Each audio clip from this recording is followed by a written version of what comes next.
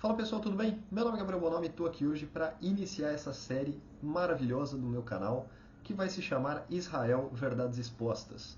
Eu sei que muitos de vocês devem conhecer ali algum amigo, algum familiar que odeia Israel, que prega o fim de Israel, ódio a Israel, enfim, mas na verdade não conhece a história do país, não conhece absolutamente nada sobre Israel. Então eu estou aqui para produzir essa série bibliográfica, vamos dizer assim, para ajudar quem gostaria de saber mais de forma transparente sobre o Estado judeu. E para não dizer assim, ah não, mas isso aí é só o Bonomi que está falando, não. Todas as fontes são aqui, ó, desse livro Israel, escrito pela Noatishp, um livro simplesmente fenomenal que conta com muita riqueza de detalhes a história de Israel, de uma forma até divertida e muito fácil de ler e de entender. Esse livro é simplesmente fenomenal, tem várias outras fontes bibliográficas, mas a fonte principal vai ser esse presente que eu ganhei de um amigo meu de aniversário, porque de fato é um livro fenomenal e eu imagino que vocês também gostariam de ler. E o vídeo de hoje fala principalmente sobre como deu início ao Estado de Israel, sobre como era aquela região nos períodos bem antigos. Então, vamos lá. Primeiro, é necessário pontuar que os judeus habitam Israel, o território que hoje é conhecido de Israel, há muito tempo. Desde 1250 a.C., isso é uma fonte não só presente em várias religiões, como por exemplo na Bíblia, ou até mesmo na Torá, como também é uma fonte bibliográfica presente ali em vários estudos científicos, vários estudos arqueológicos. Desde essa época, os hebreus na época, né, habitam Israel. É um território realmente bem antigo, eles estão lá há muito tempo e sempre se estabeleceram em várias comunidades, eram chamadas ali as 12 tribos judaicas, que se autogovernavam, uma forma de respeito mútuo, né? E, bom, essa forma de governo se estendeu desde que essas 12 tribos se uniram em prol de um único governo, para formar assim a monarquia israelita unida, que durou de 1030 a.C. até 928 a.C. Era um reino soberano que possuía ali os agrupamentos de judeus para que eles pudessem ali ter o seu autogoverno. Esse reino acabou se dividindo, então, em dois outros reinos menores, que eram o reino de Judá e o reino de Israel. No ano de 722 a.C., o reino de Israel foi conquistado pelo Império Assírio. Em 587 a.C., o Nabucodonosor, que foi governador ali da Babilônia, atacou o reino de Israel, destruiu o Templo de Salomão, o primeiro templo, vamos chamar assim, que foi um marco histórico ali na construção dos judeus, da identidade judaica. Esse templo foi destruído. E também, em 587 a.C., com a invasão do Nabucodonosor, houve a chamada Primeira Diáspora Judaica, que foi quando os judeus foram exilados para diversos países vizinhos. Então, desde aquela época, desde 587 a.C. até bem antes, os judeus sofrem vários ataques. Então, o reino, que antes era unido, quando dividiu-se em dois, não tardou tanto para que esses dois fossem invadidos, fossem ocupados. No entanto, essa invasão do Nabucodonosor não demorou muito para ser reestabelecida, porque em 537 a.C., isso significa 50 anos depois dessa invasão, houve o chamado Primeiro Retorno de Sião. Isso graças a um monarca chamado Ciro o Grande.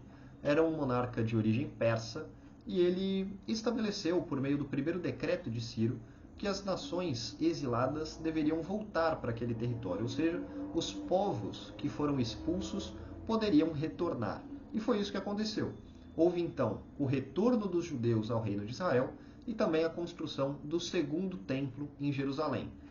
Agora, passado bastante tempo disso, com um governo ali mais pacífico, houve ali um período de domínio dos babilônicos, um período de domínio dos gregos, porém ali havia um certo respeito à identidade judaica. Haviam ali, claro, pessoas que destoavam dessa identidade judaica, pessoas que não simpatizavam muito com os judeus, porém havia ali o respeito à liberdade de fé, e isso foi o que caracterizou aquele período, esses séculos que se passaram antes de Cristo, porque os judeus estavam finalmente novamente agrupados, ainda que sem soberania. Isso, no entanto, começa a mudar no ano de 167 a.C. E anota essa data, porque ela é fundamental para o judaísmo. Isso foi numa época em que o excêntrico governador Antíoco decidiu proibir a prática do judaísmo em Israel. E esse ato fez com que uma revolta estourasse, fez com que os judeus se rebelassem, porque, é claro, eles queriam praticar a fé. E esse governador, esse regente, decidiu perseguir a fé judaica, fez com que os judeus tivessem que acreditar e louvar a Zeus.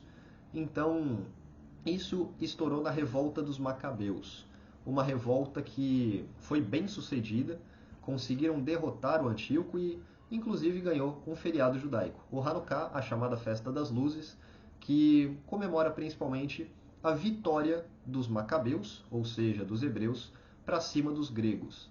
E a partir disso, Israel pôde se reestabelecer como um reino autônomo, como um reino soberano.